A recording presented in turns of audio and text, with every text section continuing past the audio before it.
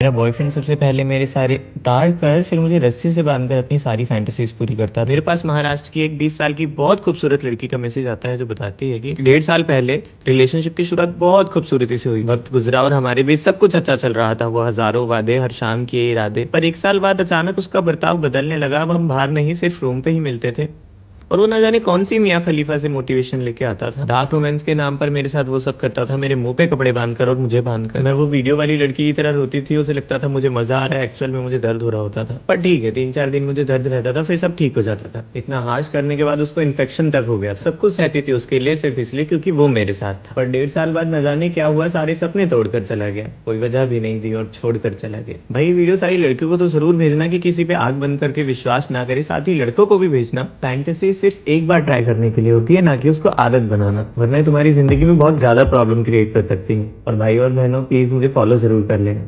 मेरे बॉयफ्रेंड ने मुझसे बोला कि मुझे कुछ पैसों की जरूरत है, प्लीज मेरे बॉस के साथ वो सब कर ले तो वो मुझे पैसे दे देंगे। कल मेरे पास एक समायरा नाम की लड़की का मैसेज आया जो दिल्ली के मयूर विहार में रहती है। उसने बताया कि 22 में उसके रिलेशनशिप की शुरुआत हुई थी। उससे पहले वो 2 साल तक उस लड़के की बेस्ट फ्रेंड थी। मेरे दोस्त कहते थे कि कुछ खास नहीं है, लेकिन मुझे वो बहुत अच्छा लगता था। उसकी हर बात मैं मानती थी, साला बहुत सच्चा लगता था। वक्त गुजरते हमारा रिश्ता बहुत खास हो गया था। एक दूसरे के घर वालों को एक दूसरे के बारे में पता था और शादी तक बात तय हो गई थी। इस बीच मैंने उसे आईफोन दिलाया, जो कपड़े वो पहनता था सब मेरे दिलाए हुए थे। पर 2.5 साल बाद उसने मुझसे कुछ पैसों की डिमांड करी जो उस वक्त मेरे पास नहीं थे। तो उस लड़के ने उस लड़की के हाथ पे हाथ रख के कहा कि प्लीज बस एक बार मेरे बॉस के साथ वो सब कर ले, वो हमें पैसे दे देंगे, उसके बाद सब ठीक हो जाएगा। वो ये बात सुनकर घबरा गई, उसे बेचैनी होने लगी अंदर ही अंदर। लेकिन 2 दिन बाद वो मान गई, क्योंकि अगर वो ये ना करती तो रिश्ता वहीं खत्म हो जाता। उसने किसी और की वजह से किसी और से अपना खूबसूरत बदन स्पर्श करवाया, जिसके बदले उसे क्या मिला कि कुछ दिन बाद वो देखती है कि उसके फोन में एक लड़की का मैसेज आता है जो उसी लड़की की दोस्त थी। फिर उसे पता चलता है कि इन दोनों का काफी वक्त से चक्कर चल रहा है। वो जाकर उससे सवाल करती है तो उसे लगा माफी मांगेगा और वापस आ जाएगा, लेकिन उसने माफी तो मांगी, साथ में ये भी बोला कि मैं उस लड़की को नहीं छोड़ सकता, मैं उससे प्यार करता हूँ। पूरी तरह से टूट गई, इतना रोई, भीख मांगी उससे, जो वो कर सकती थी सब किया, लेकिन वो वापस नहीं आया। उसने मुझे सारी बातें कॉल पे बताई। वो इतना रोई, फुट फुट कर रोई। भेज दो ये वीडियो सभी लड़कियों को और उन्हें समझा दो कि आंख बंद करके किसी लड़के पे विश्वास मत किया करो, और कोई कितना भी हमदर्द हो बस एक बार उसे आजमा लिया करो।